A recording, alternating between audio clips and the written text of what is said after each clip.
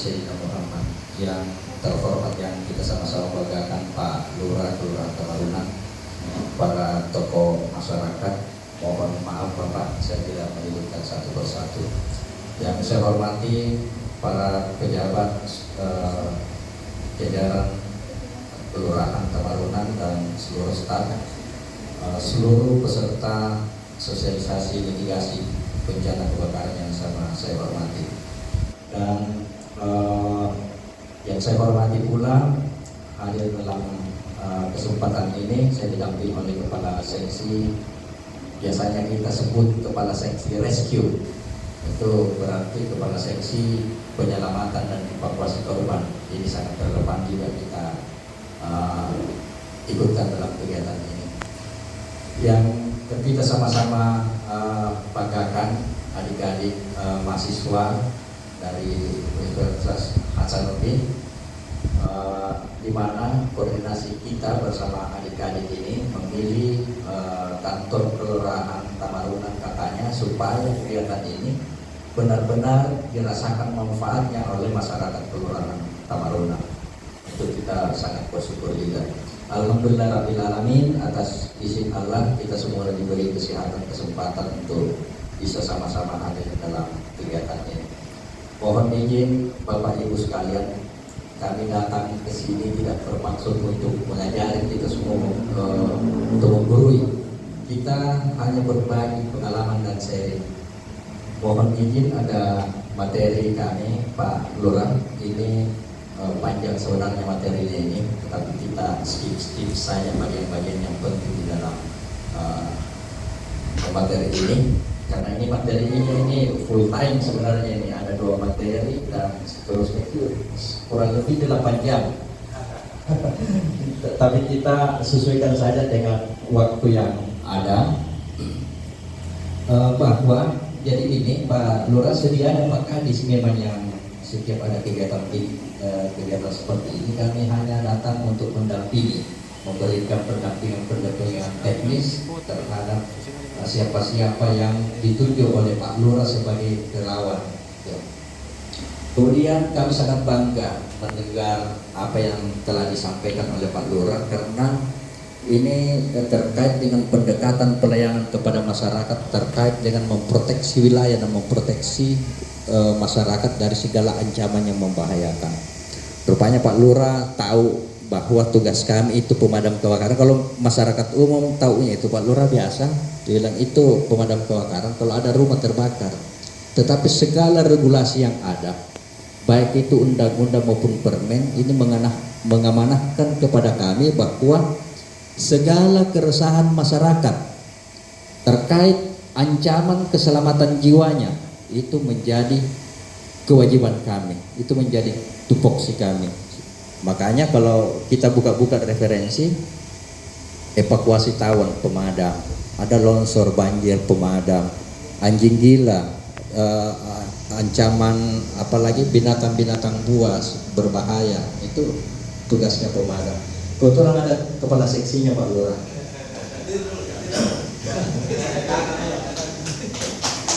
Jadi itu Bapak Ibu sekalian, bahwa ini sekedar berbagi informasi, berbagi pengalaman bahwa dulu Pak Lurah, Dinas Pemadam Kebakaran itu terbentuk pada tahun 2017. Tetapi fungsi-fungsi daripada tugas pemadam kebakaran melekat pada dinas sosial. Kebetulan saat itu saya kepala seksi ya. Jadi saya tahu persis data-data yang ada. Sebelum menjadi dinas, Bapak Ibu sekalian, itu angka kejadian kebakaran di Kabupaten Tua itu paling kurang 150 kejadian kebakaran, paling kurang. Karena di atas 200 kejadian kebakaran. Setelah menjadi dinas, itu secara signifikan menurun terus angka kejadian. Tahun pertama menjadi 117 kejadian.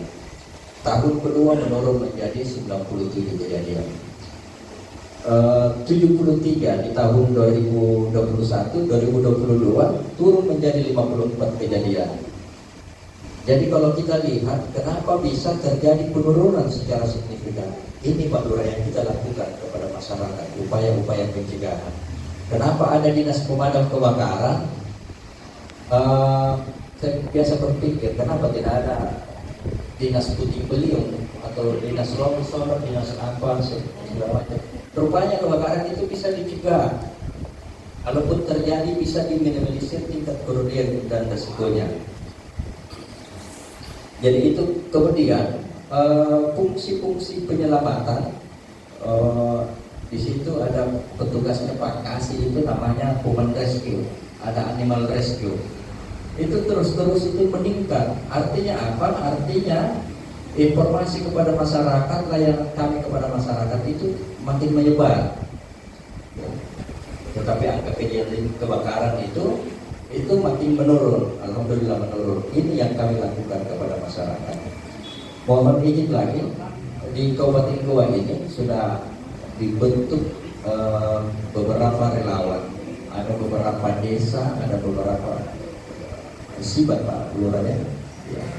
Tetapi kehadiran kami ingin memberikan pendampingan secara teknis.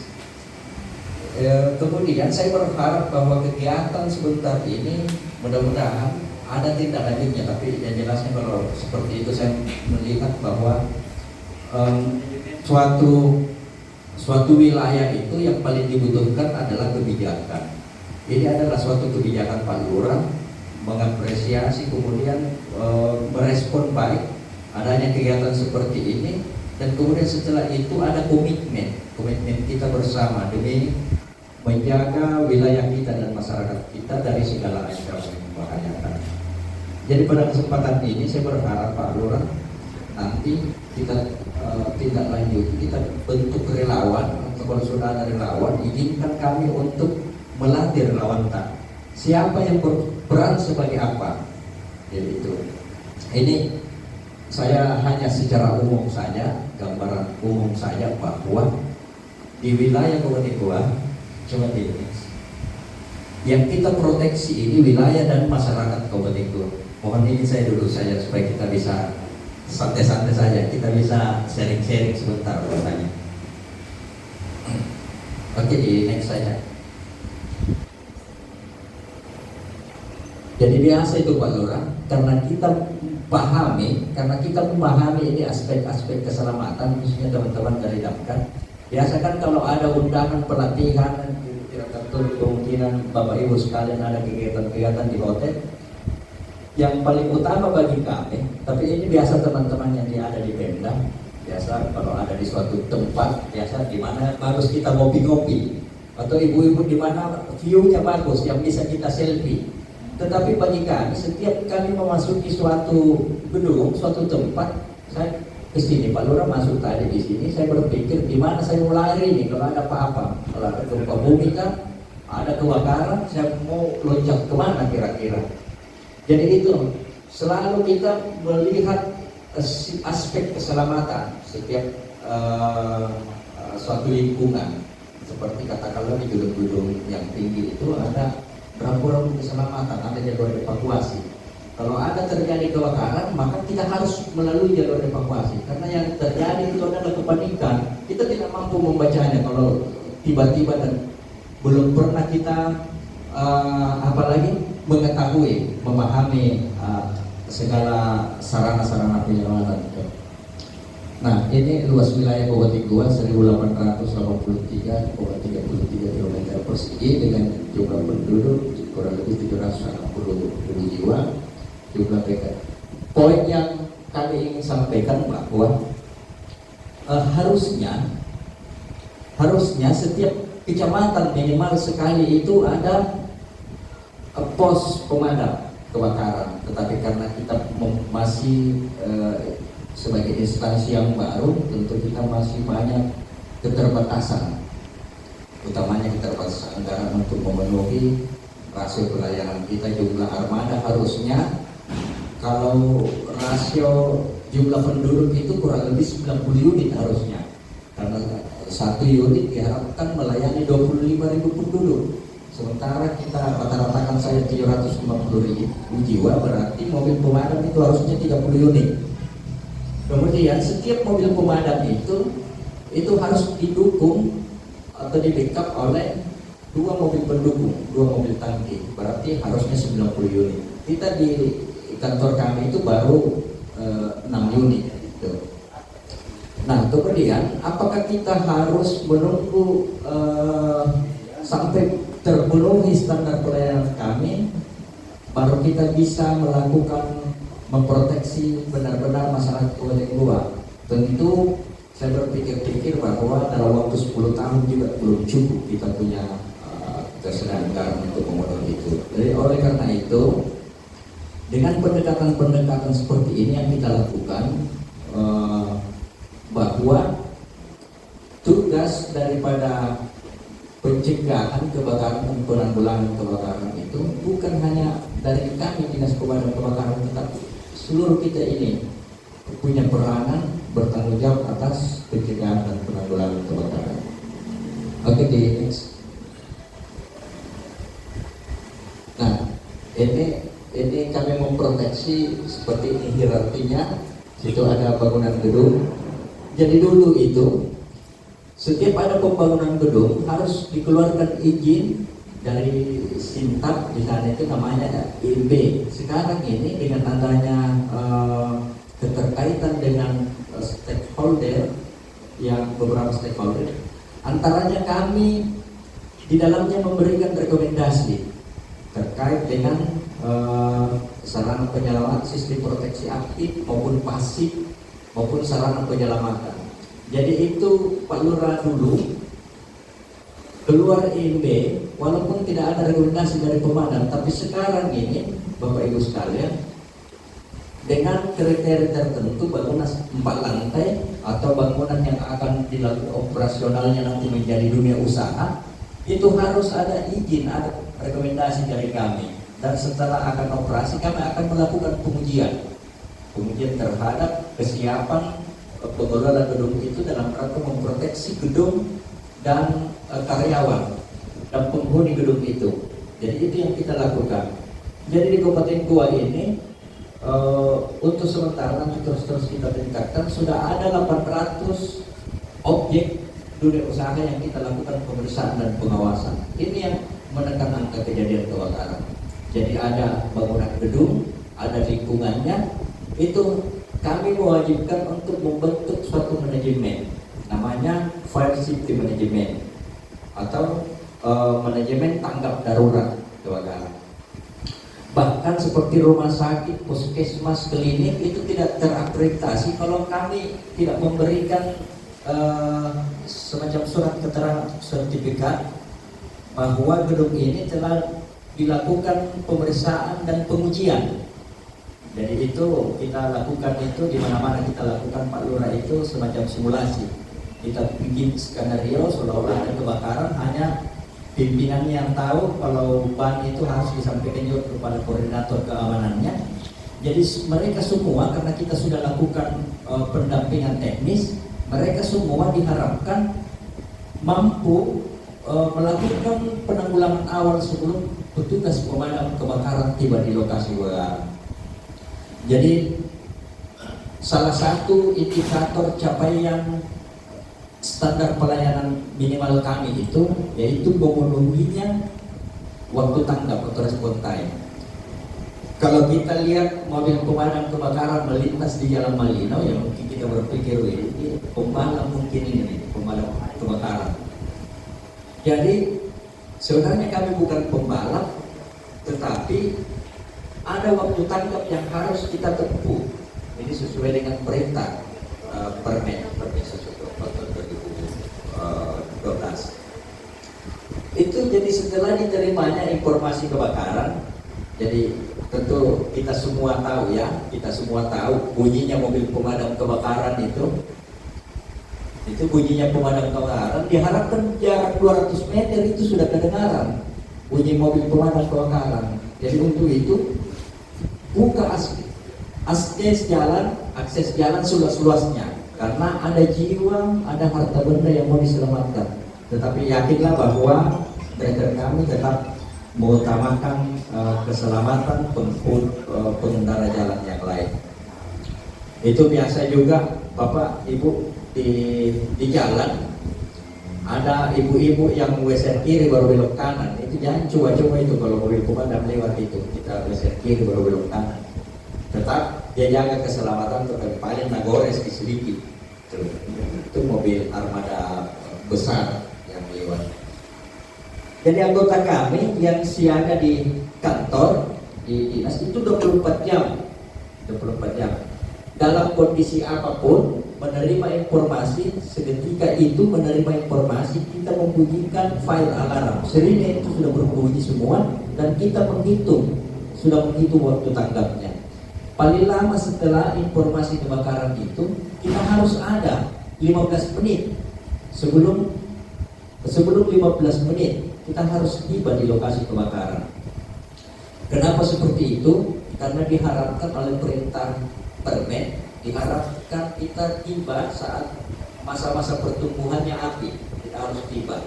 Karena kapan lebih daripada 15 menit itu kalau bahasa istilahnya itu sudah membusuk, artinya sulit untuk dikendalikan dan konsekuensi kerugiannya sudah besar. Pada kesempatan ini Bapak Ibu sekalian, saya sangat bersyukur bahwa peserta yang hadir saat ini merupakan tokoh-tokoh masyarakat. Jadi dengan mudah masyarakat untuk diajak untuk berperan serta di dalam menjaga wilayah kita, menjaga masyarakat kita. Yang saya harapkan kita membentuk relawan atau kita melakukan pendampingan kepada relawan. Siapa yang bertugas sebagai verpekter penanggulangan awal, kemudian siapa yang berperan sebagai evakuasi korban. Nah, ini diharapkan sebelum petugas pemadam kebakaran tiba di lokasi ada upaya preventif, ada analisa pohon masalah coba di Next. Oh ya, nggak apa-apa. Jadi saya dulu ini. Ini sekedar edukasi untuk kita semua. Oh maaf, ini belum terupdate ini datanya. Tetapi ini relatif seperti ini data ini, bahwa penyebab kebakaran itu ada 70% disebabkan arus pendek listrik. Ini arus pendek listrik yang dimaksud itu mulai dari instalasi, masa instalasi. Terkadang ini menjadi penyebab karena bangunan itu dipersiapkan dayanya sesuai dengan kondisi saat itu.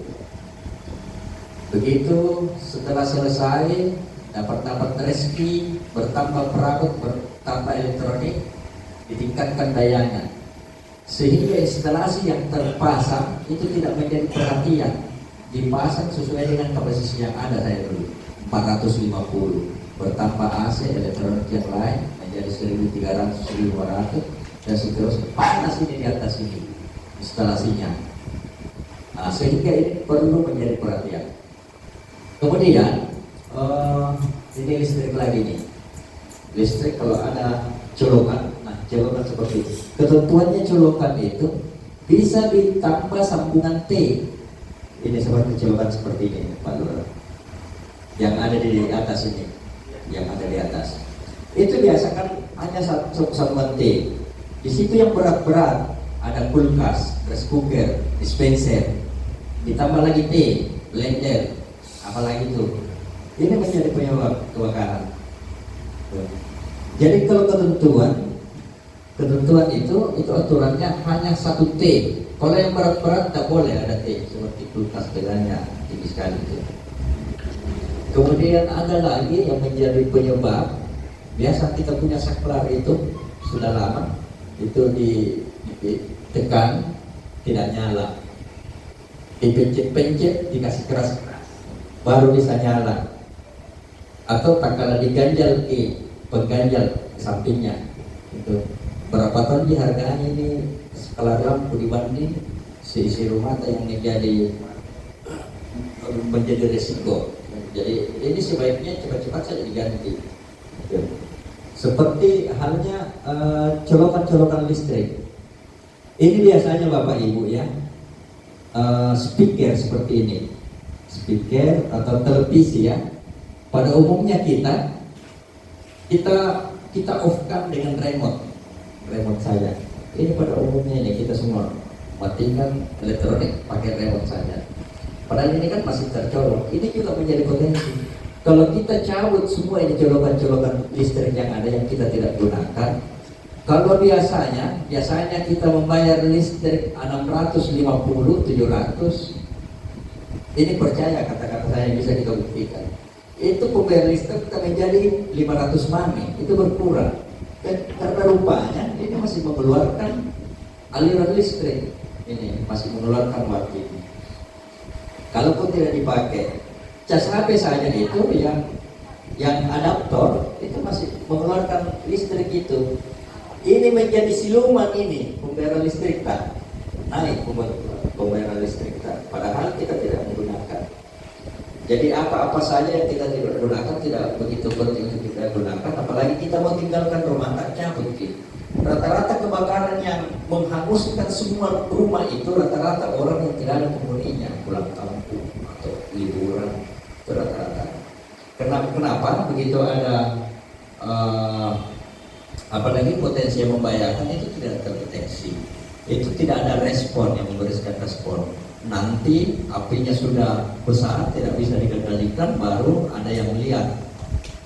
Itu pun tetangganya telepon pemadam kebakaran, tidak tahu di nomornya pemadam kebakaran. Ini mohon maaf kami, jadi saya pastikan paling Pak Lur, Pak Kapitmas ya, itu biasanya itu peserta yang bagian-bagian belakang tidak tahu nomornya pemadam kebakaran. Jadi banyak-banyak itu Bapak Ibu sekalian, banyak sekali itu apalagi di media-media sosial itu kejadian-kejadian darurat, banyak sekali yang upload itu dia bikin history. Harusnya cepat-cepat hubungi kami, tapi bikin history karena dia tidak tahu nomor kami, nomor pemadam. Ini sebentar kita catat semua di nomornya pemadam. Meskipun bukan nomor cantik, yang tidak cantik itu nomor, tapi safety, nomor darurat. Kami juga sudah melakukan inovasi Pak Lurah bahwa nomor telepon kami itu kan telepon lokal 041. Sekarang ini menjadi kebutuhan masyarakat, menjadi fenomena masyarakat. Orang lebih baik mati kartunya, lupa dia isi pulsa, tapi kalau datanya itu biasanya selalu ada. Apakah itu numpang wifi atau pokoknya cepat-cepat diisi data. Itu yang umum, sehingga kita melakukan inovasi, kita membuat suatu link, kita bisa sebar ke grup-grup, ke media sosial. Linknya itu semua layanan dari kami itu sudah ada di situ. Ada masing-masing kontak personnya. Ada evakuasi cincin, human rescue, yang penyelamatan orang jatuh ke dalam sumur, orang tenggelam, itu ada kontaknya semua. Masing-masing kepala seksinya. Kalau